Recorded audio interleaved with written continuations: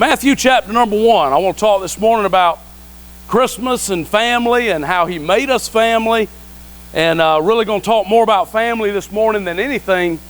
When I'm looking at the Christmas story every year, I'm always asking God to just show me something unique that I can bring in a little bit different way, to throw a different spin on the Christmas story, you know, using the same characters and the same plots and all of that, but just so He can kind of speak to me in a different way, so that I can bring a message to us that you haven't heard in years gone by. And every year I always do something about the family during the Christmas season. Going to do it again today, but God showed me some things this week, you know, about the family. I've always known that, you know, the family, God's institution, He uses the family, and that's one of His main building blocks of society.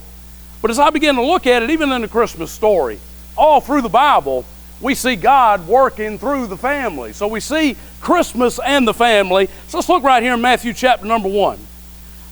This is a chapter that probably most people have not read, because this is one of those family trees that this person begot this person and all the way down the list. But chapter number 1 here is significant because Jesus had to come through the tribe of Judah. He had to come through the Davidic line so that He would have the rightful place one day to be able to be the king. So this was prophesied way back in the Old Testament. So anytime anybody came along before Jesus was actually born, and a lot of people did, that claimed to be the Messiah, the first thing that they would look at was they would look at the genealogy. They would look at the family tree, because it was prophesied way back in the Old Testament that He would come through the seed of the woman, and He would come through the tribe of Judah, through the Davidic line that would give Him that rightful place to be the king one day. Chapter number 1, verse 1, the record of the genealogy of Jesus the Messiah, the son of David, the son of Abraham.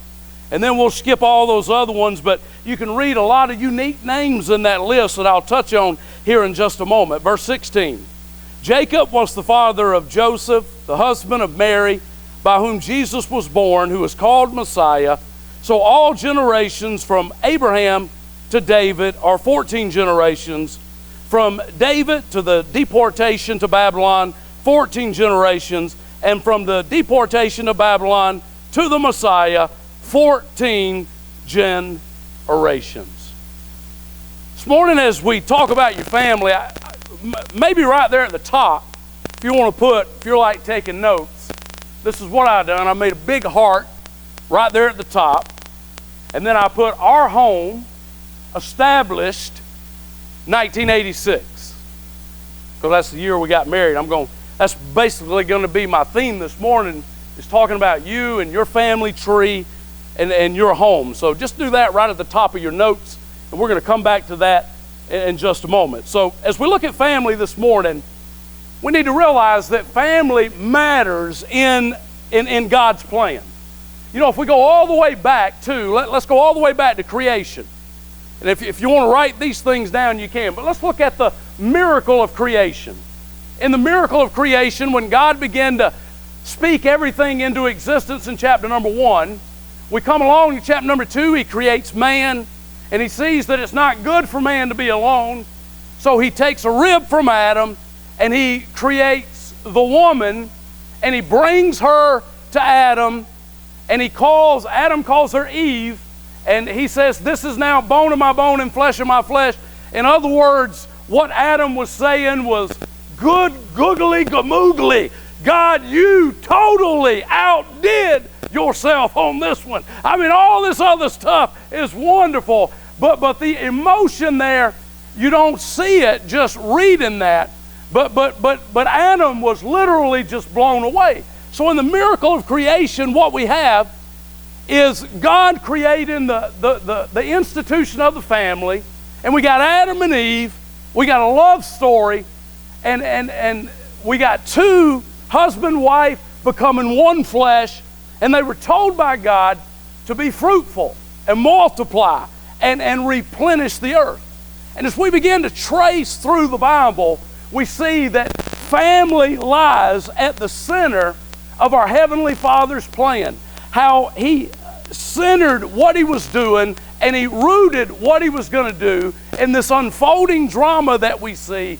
And His vehicle that He was going to work through was individuals, but He works through the family unit, which is a building block of our society and the culture that we live in. So we see the miracle of creation. And then we look at the miracle of Christmas. When we see the miracle of Christmas, we see that it is also centered in a love story. A love story because Mary and Joseph were what? They were engaged. They were in love. They were going to get married. They were in that period to where the engagement process, to where a little ways down the line, they were going to be joined together and they were going to be married. And then all of a sudden, God enters in. The Holy Spirit enters in. These angels start showing up. And God interrupts their plans. And their love story is going to come back together. And we're going to see their family grow. But God intervenes here and He injects into this His wonderful plan, His divine plan. It comes through the seed of the woman. Mary's going to be, now you got to realize Mary's 13, 14, 15 years old. She's getting this word from the angel, and it says over and over that she treasured these things in her heart. She pondered on these things. And in other words, just running them through her mind. She believed and she was trusting God, but she just didn't know how it was all going to work out. So we see in the miracle of Christmas, we see a love story, a family, and we see it here in chapter number 1. When you sit here and you read through the genealogy, what you see here is a family tree. You see a lot of different families that make up that family tree. So we see how important the family was in creation. We see how important it is in Christmas. Then think about the birth of the church. Think about the miracle of the church. When Jesus had finished His work here on this earth, what did He do? He told the disciples to go into the upper room and pray. And He says that God was going to send the Holy Spirit. He says, I'm going to go away, but I'm going to send you another helper. And when He sent that other helper on the day of Pentecost, that was the birth of the church. Now, in the birth of the church, we were made what? We were made family. So there's brothers and sisters of all different colors, all different nationalities, all different races that are adopted and born into the family of God. So we become this big, huge global family. But not only do we have this big global family of all of those that call upon the name of Jesus, we also have a local family. We are Lighthouse Church. We're brothers and sisters of Christ. And as we see the miracle of the church, we see God as He continues to develop that. Now, Lighthouse Church and every church across this land will only be as strong as the families that make it up. So families will be the building block of the church. He will bring us together. He will make us family. Families will make up the church, and it will be the strength of those families that will be the building blocks that we will be able to proclaim the wonderful message of Jesus Christ. And we have this wonderful God, this gracious God, who continues even to this day to adopt new kids and save more kids and bring them into His family. And aren't you glad that He does not show partiality? Aren't you glad that the ground at the cross is level ground? I mean, whosoever shall call upon the name of the Lord shall be saved. The one requirement that we must meet in obtaining salvation is we have to be totally bankrupt. Totally bankrupt.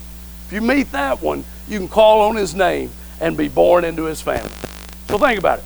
The miracle of creation, the miracle of Christmas, the miracle of the church. Now let's talk about the miracle of your clan. The miracle of your clan, your tribe. Let's talk about your family this morning. God's gift to us. Now, what I want to do this morning is I want to talk about the family. Some of you might not have had a great family growing up. Maybe there's a lot of things back there that you'd like to forget. Maybe there's a lot of things that you didn't get that is, to a large degree, maybe still messing with you today. So I'm not trying to go back this morning to discourage those that don't like to go back to those moments and to those places. But somewhere along the way, you have the opportunity, even if you came from the background, to reverse the curse. You have the opportunity to change that generational curse that maybe was passed down to you and that has been messing with you. You can change it. You can change it today. You can change it now, right now in your family that was established, whenever it was established. You can start today making those changes, and God can radically show up and give you grace and comfort and help you to be able to pass on to your kids something that maybe your mom and dad didn't pass on to you. So this morning, as we look at your clan and my clan, we'll look at three things. We'll first of all look at yesterday's. We'll look at the history of it. So we'll go back and look at yesterday's. We also want to look at the now of it, which is today, because we're living in today. But we also want to look at the future of it as we look at all the tomorrows that are laid out there before us. Let's start. Number one, let's talk about the family tree. The family tree. Talk about your family tree. We see Jesus' family tree here from Joseph's line. And as you look at your family tree, there's a family tree on your dad's side. There's a family tree on your mom's side. The family tree on the dad's side, which would come through Joseph, but even though Joseph was not his father, that line would give him right to the kingdom. And then you can look over in Luke, I believe it's chapter number 2, it'll give you his genealogy from Mary's side. So, the family tree. Now, when we look at the family, I'm not going to really go into the theology of the family and all of those things this morning, but we need to realize that it is God's institution. So God gave it to us, so it is sacred and it is holy, and it's something that we need to treat it with respect. We need to hold it in high esteem and realize that God gave us this wonderful gift. So now what are we doing with this wonderful gift? First of all, you don't want to mistreat the gift by not doing what God tells you to do. But second of all, after you've come together as man and wife, husband and wife, you now want to take that sacred, holy institution and you want to be the husband that God says you need to be, the dad that God says you need to be, the wife and the mother that God says you need to be, and we need to respect it and we need to honor it, but we need to even go a step beyond that. We need to fight for it. We need to fight for our family. Because I'm telling you, as you chart this course, as you chart this journey along the way, whenever your home was established, there's going to be so many moments along the way that you can go your separate ways. You can call it whatever you want to call it, irreconcilable differences. You can call it, I just can't stand to be around him or her. You can call it whatever you want to call it. But we don't give it the fight that we need to give it. We don't give it that godly, bringing those godly attitudes and attributes into it to where we can make it work. We can fight for it. We can hold on to it. And if you haven't fought for it, the worst thing we can do is let it slip through our fingers without doing everything we can to fight for it. You know, think about, especially today, maybe it wasn't that way 30, 40 years ago. You think about somebody planning their wedding today. I mean, planning weddings today has turned into an event. I mean, it's turned into its own little dynamic. I mean, they even named a TV show after it, Bridezilla. You know, Lordy, I hope none of y'all married a Bridezilla. But you think about all that stress, how hard it is, how stressful it is. It could be stressful because you just can't make the bride happy, or she just can't find the right things, or it could be stressful to dad because he just doesn't have enough money to to be able to do everything that she wants. But it's hard work. And it brings a lot of stress. And when you really look at how long a wedding lasts, it really probably isn't worth all that we put into it. And all of that pain and stress that we have to go through. But you know what? It does not even begin to compare to the hard work that is laid out before you to be able to make that marriage work. You do all of that right there, all that hard work in the early going to get to that special day, to have that special moment, but it doesn't even compare to what it's actually going to take for you to build that family and to build that future together. And you'll only be able to do it one way, and that's with God. I was on the airplane the other day as we was flying to Jamaica, and I was sitting next to somebody that I had not previously met. So we were sitting there and we were having a conversation, and we were talking about everything from A to Z. He had only been married a short time. You know, I'd been married a whole lot longer than he had, and we were talking about life and ministry. And also during that time, I've been told by so many different people especially over the last month, that I am very loud. Everybody now is making me conscientious about my laugh. And you know, I was laughing on the plane, and I mean, I laugh loud so everybody on the plane could hear me. Anyway, once we land and we're standing up to get off, there was this little young couple behind us that they were all sweet and nice, and they were going to a resort for their honeymoon. And he said, I just want you to know I was eavesdropping on your conversation. I said, okay. He says, I want you to know, man, your laugh is absolutely infectious. He says, you just made this trip just so lovely. So there you go. But he was actually wanting to get to his main question, because he heard me tell the other guy that, you know, I'd been married for 28 years. And he says, what's the secret to staying married so long? I said, brother, we finna get off the plane. I ain't got time. To be around each other as less as possible. No, but I kind of shared a few things with them. But the secret is you got to be together.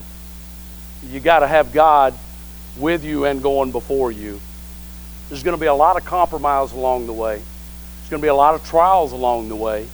And the question is, really what it's all going to boil down to is, how bad do you want it? How bad do you want it? How bad do you want to keep that home together and that legacy together, to be able to pass on to your children and your grandchildren what God wants you to pass on to them? You know, I think this morning about, you know, family tree. Everybody here has got one. Some people like their family tree, some people don't. When you look at the family tree of Jesus, you can look and you can begin to read down, and you're going to run across 4 women. And these 4 women, Tamar, Rahab, Ruth, and Bathsheba, they all had their problems. I mean, we're talking incest, we're talking adultery. If you look at this family tree, you'll see prostitution. Rahab was a prostitute.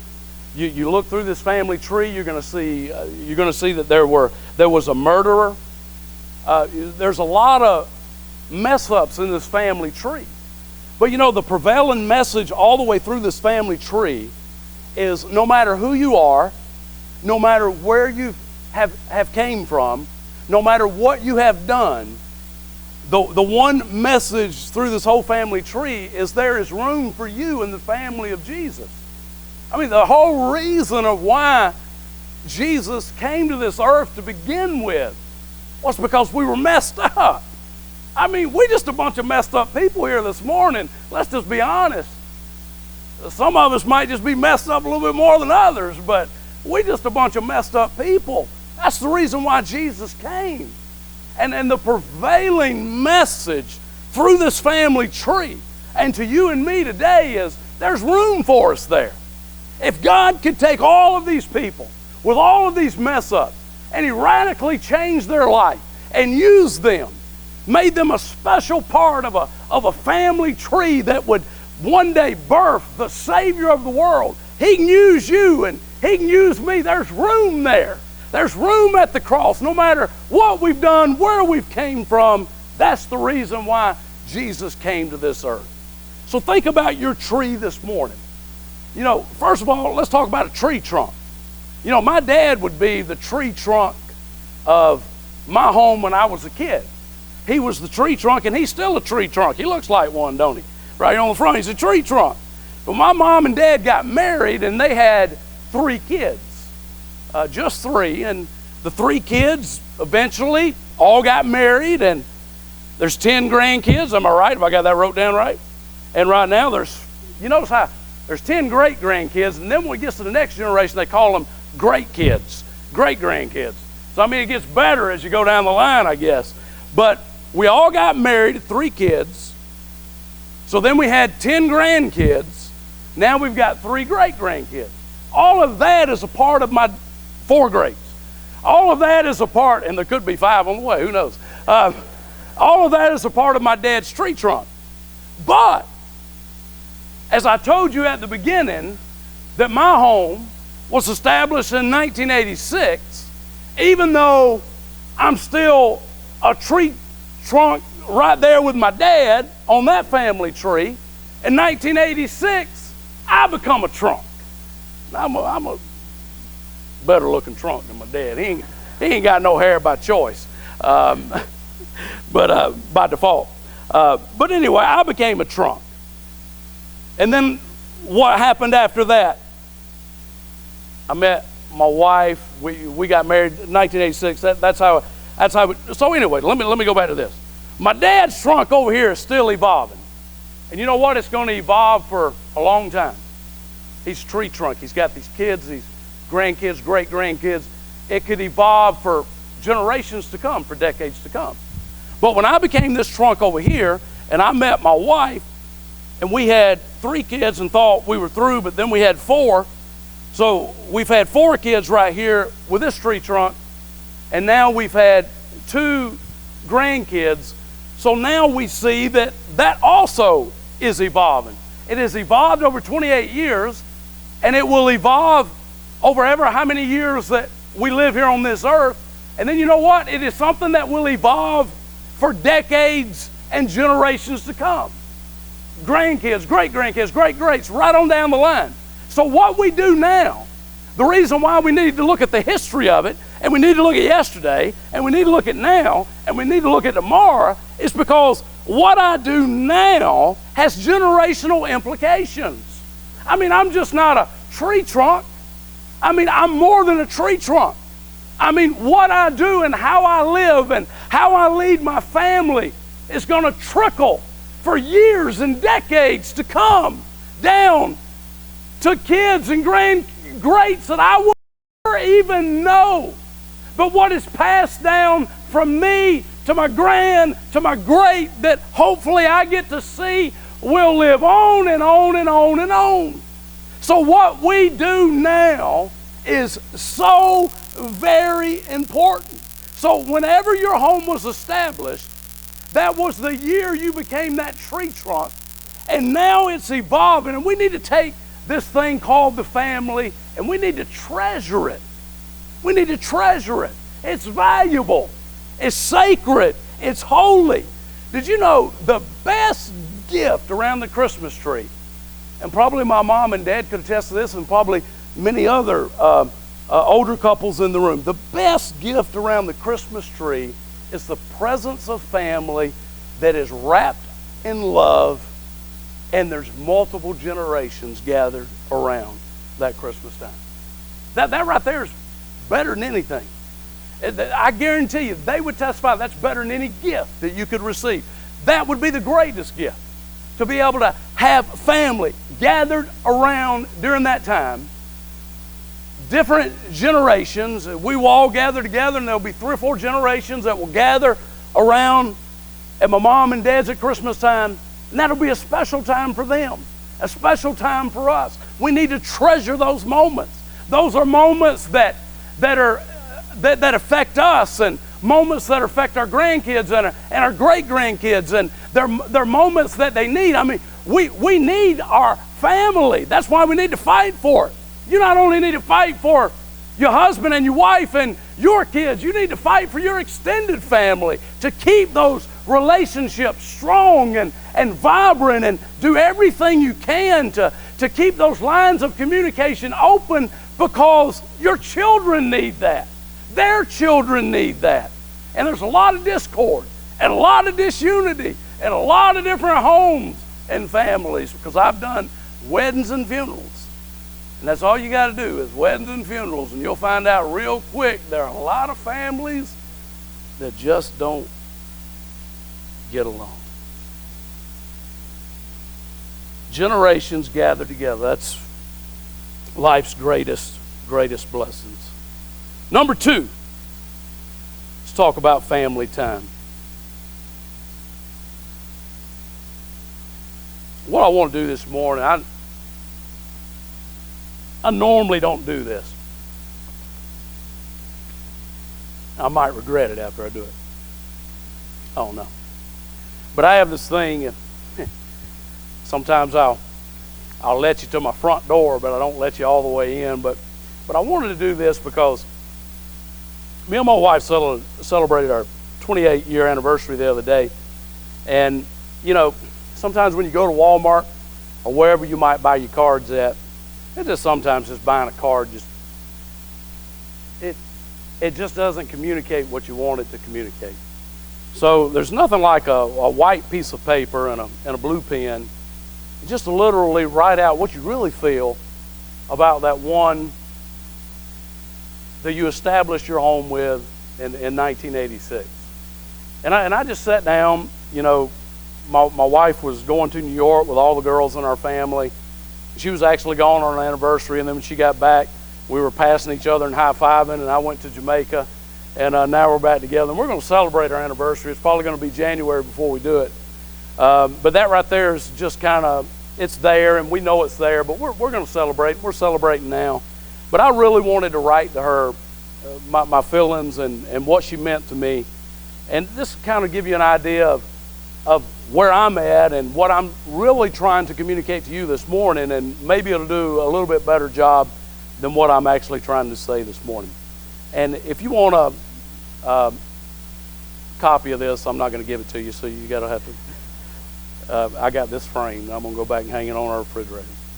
To my beautiful Gidget, what every man dreams of, a life together with the one we love. 33 years ago, you walked into a little church in Forest Park, Georgia on a Wednesday night. I can remember that night so vividly.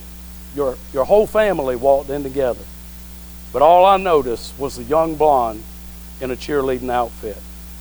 I had no idea at that time that I would remember that night forever. I had no idea that 5 years later we would get married and still be together 28 years later. That night was only the beginning of a life that one could only dream of. You were beautiful the day I met you, but you are so much more beautiful today. I loved you with all I had then, but I love you so much more today. You've given me 4 beautiful children, to which you have been and still are today a mom that kids dream of having all over the world. You are a godly woman. You are kind. You are compassionate. You are a survivor. You're an overcomer. You're one who never gives up. You've taught us so much, but you've shown us with your actions everything that you have taught us. You're an amazing woman who I am honored to call Miss Gidget Matt Burnett, my wife, my woman, my love, my everything. Today, Whitney is 26, living in Hawaii with her man, Stephen Schaaf. Bradley is 24, living in Locust Grove with his woman, Rachel, who have blessed us with 2 treasures from heaven, Clarabelle and Beckham. Jordan is soon to graduate and move towards his next big thing in his life. Mega Moo, well, she's only 7, and we get to experience so much more love and moments with her. Dallas is almost 2. What a blessing it will be to see him and his sister get to know each other and spend time together. As my Bible verse says for you, Song of Solomon 4:7, you are altogether beautiful, my darling, and there are no blemishes in you. You have blessed me and our family tree. And on this day, December the 5th, 2014, our 28th anniversary, I wanted to let you know in a very special, unique way that you are special and loved so much. If I had it to do all over again, baby, I would do it with you again and again. I have no regrets. I love my life with you. I love our yesterdays. I love our today. And I'm so looking forward to my tomorrows with you as we continue to experience our life together into our wonderful future. I loved you then. I love you now. And I will love you forever.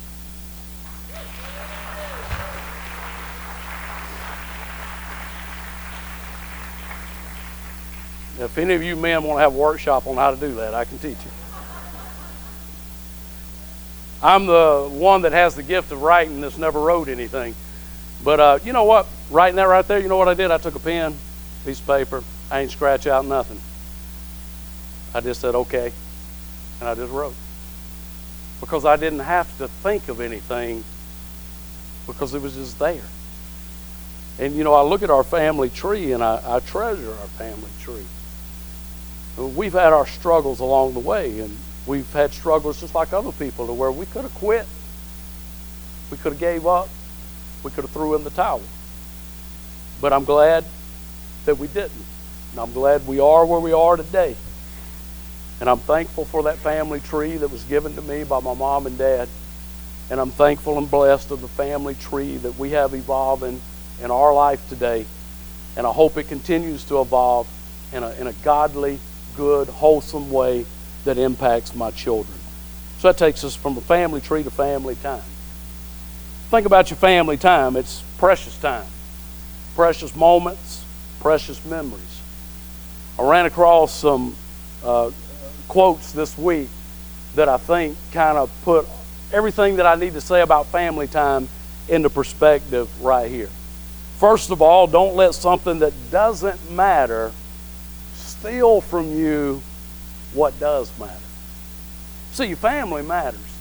See, really, at the end of the day, really, family is the most, other than God, is the most important thing that you have.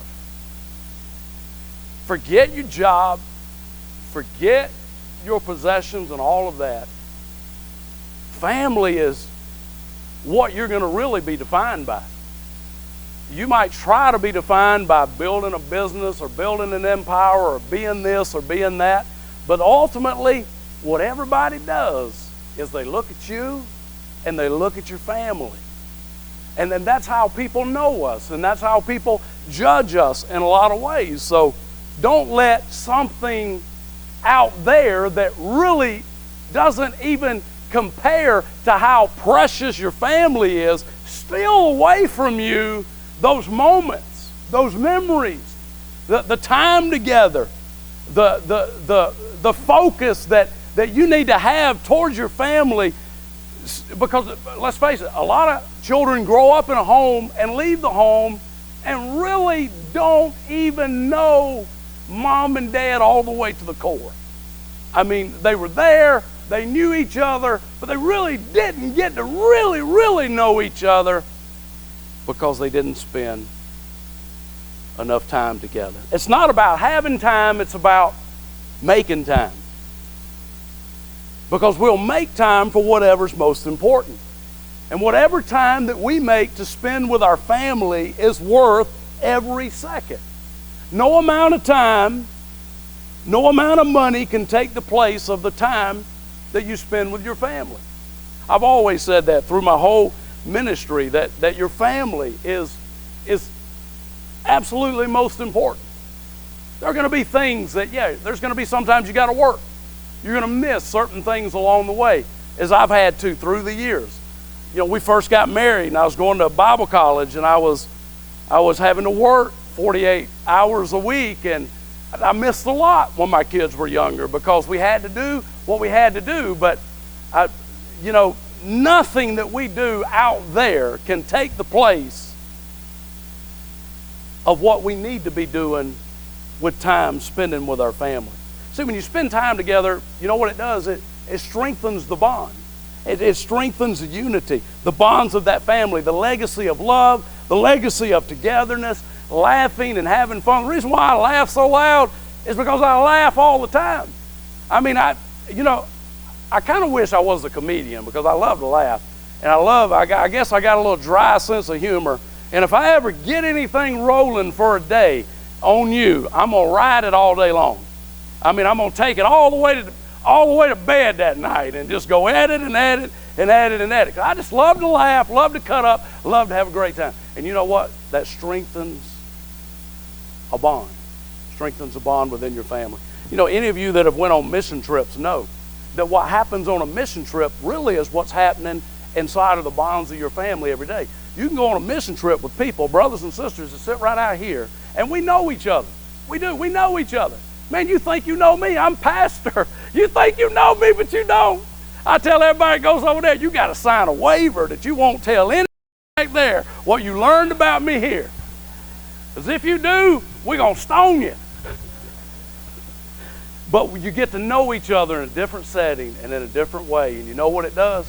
Anybody that has went to Jamaica with me and spent a week to me, I know them better, our bond is tighter, and we're more together today than we were before we went on the trip together. Because I'm telling you, and it's that way with everybody. Because you just get to know each other in a different way. You spend time together, and it strengthens that bond together. See, family is the most important thing in the world. You know what Luke 12:34 says? That where your treasure is, that's where your heart is. So what do you treasure this morning? What's most important to you? Why don't you make this Christmas a Christmas to remember? Maybe you haven't been what you need to be. Maybe you haven't been the dad, the leader, the man of God that you need to be. Maybe you haven't been the woman that you need to be. Maybe the priorities for the family have kind of gotten off course a little bit. Make this year a Christmas to remember. I mean, be the change. Be the change yourself that you want to see come into your family. Instead of sitting back and pointing the finger at the other person and listing 99 things that's wrong with them, you be the change that you want to bring to your family. You be different.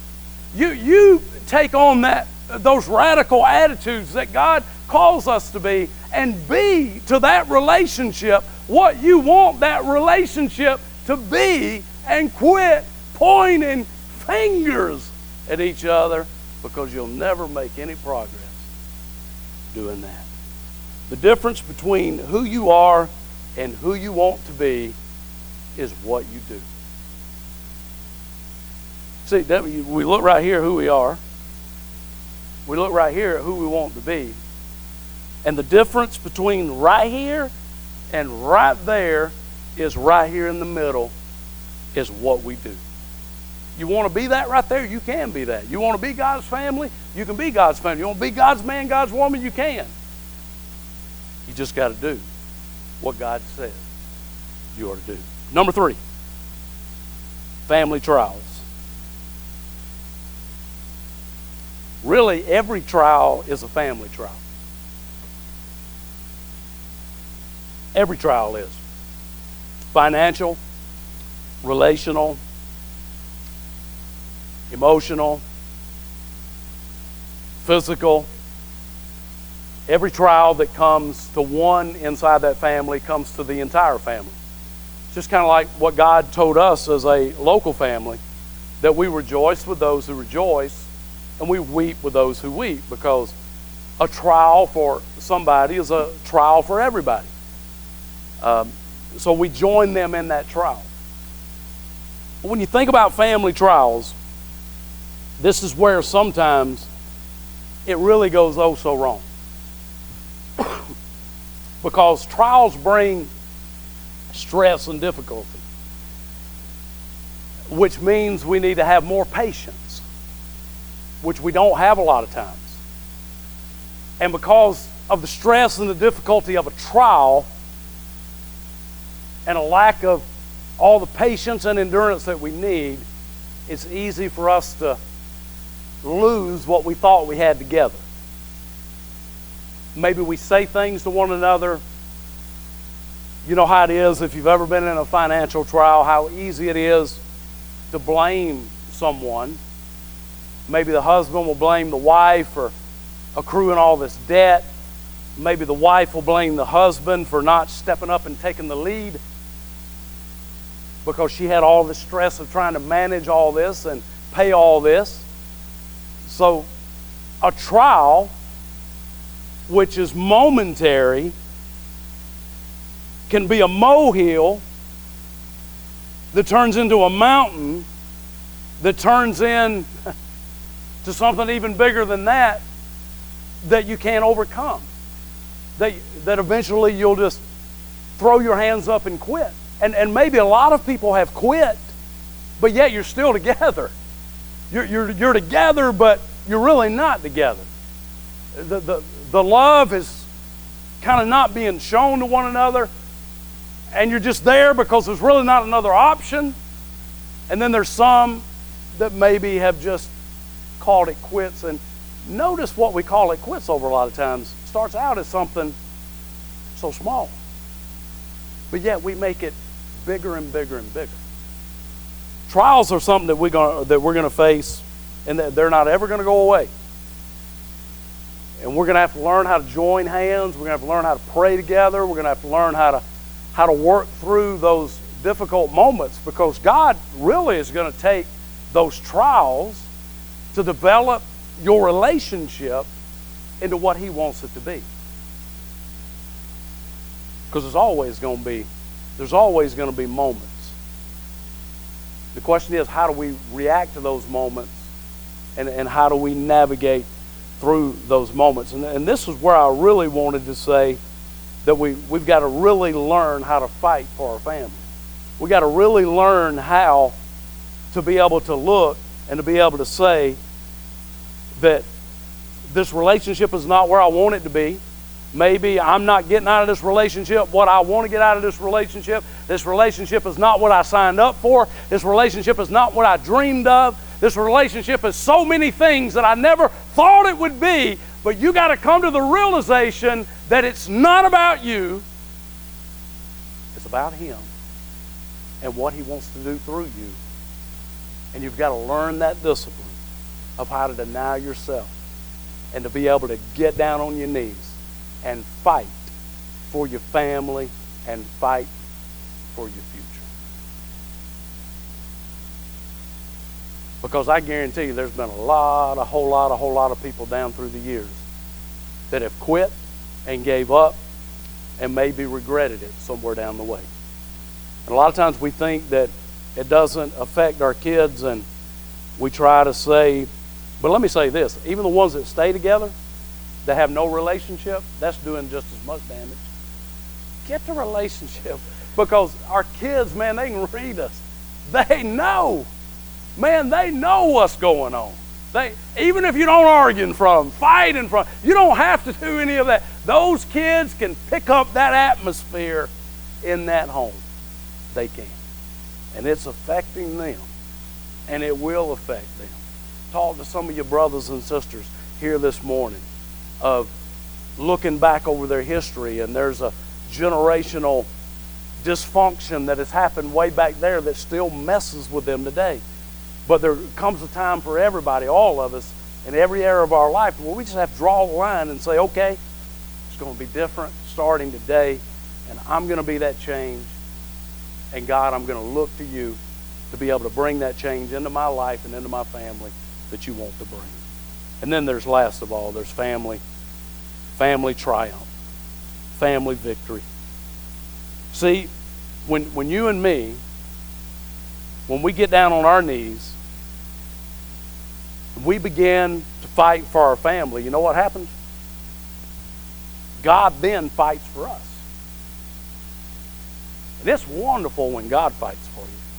Because when God fights for you, He messes with people. He reverses circumstances. He clears the way. He might not always do it exactly when you want Him to do it.